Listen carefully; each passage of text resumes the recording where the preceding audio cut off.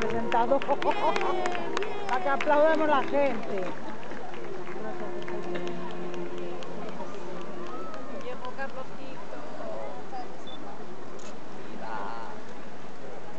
Carlos, toma asiento.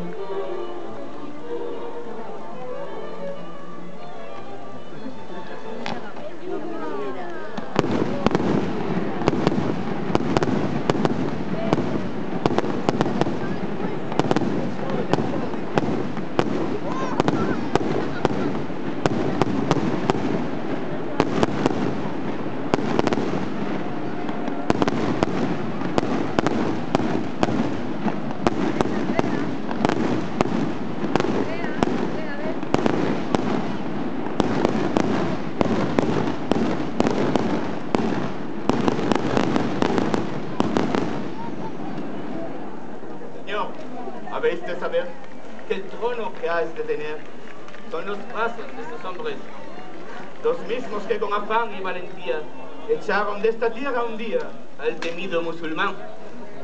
No lo olvidaré, amigo Laurent. Fuertes y duros sí que están. Y vosotros, asturianos y de tazones vecinos, vuestro apoyo al soberano hará que con sus acciones a España ponga en camino como gloria de naciones. Aquí mismo lo juramos.